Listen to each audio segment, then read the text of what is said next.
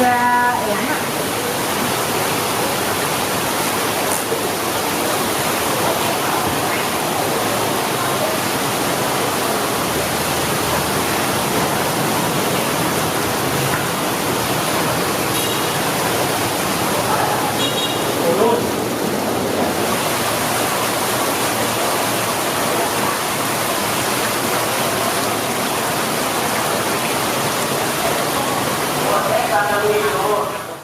Tôi lấy tiết có lấy tiết không hay là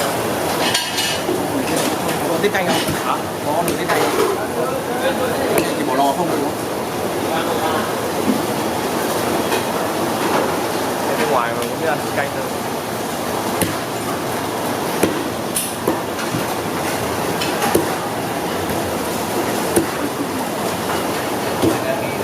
Đi đâu rồi?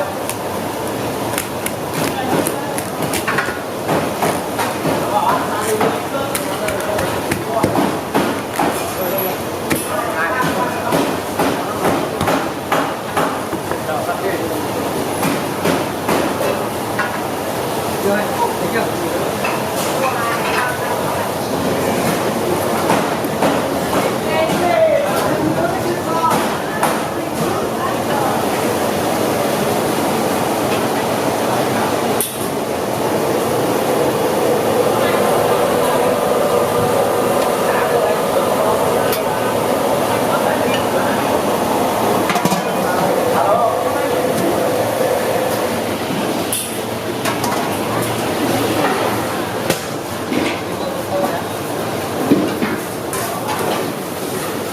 Để hai con sắt với nhau à, cho nó lọc ra.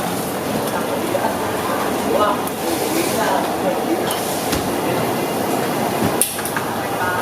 Khỏi vậy vậy.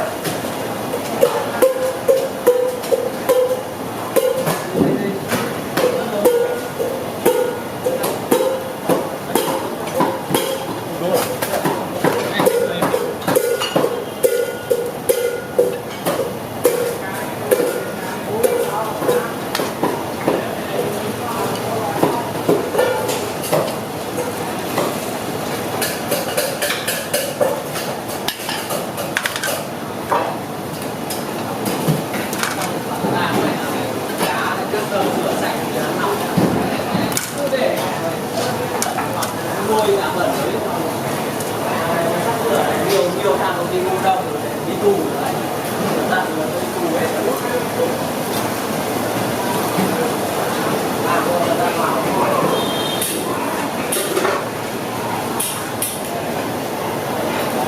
mãi không giỏi rồi mãi rồi.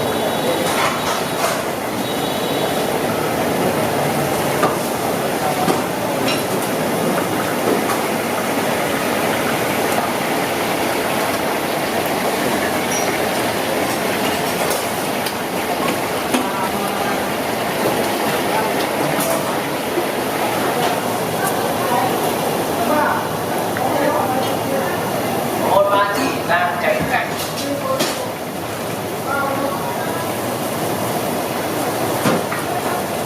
em ơi, có mực còn lắng không nướng đây à? Đi rồi đó.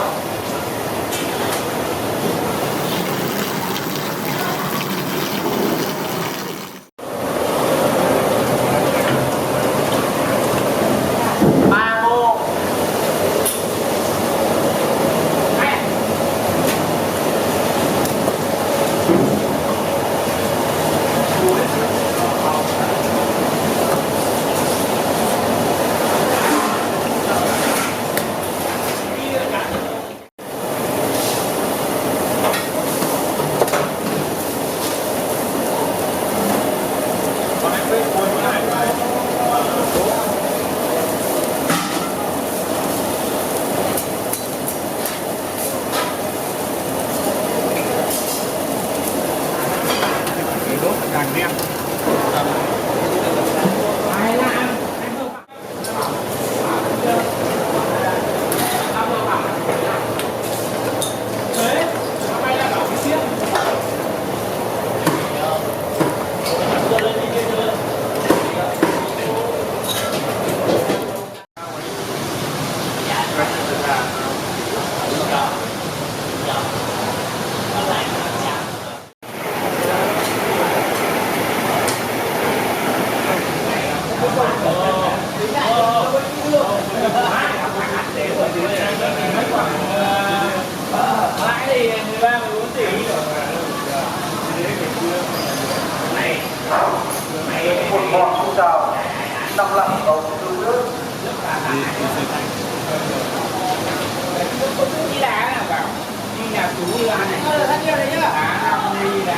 Bây giờ mấy cái của treo nó lỗ ấy.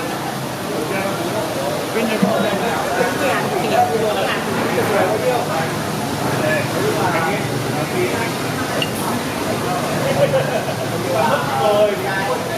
như thế này rồi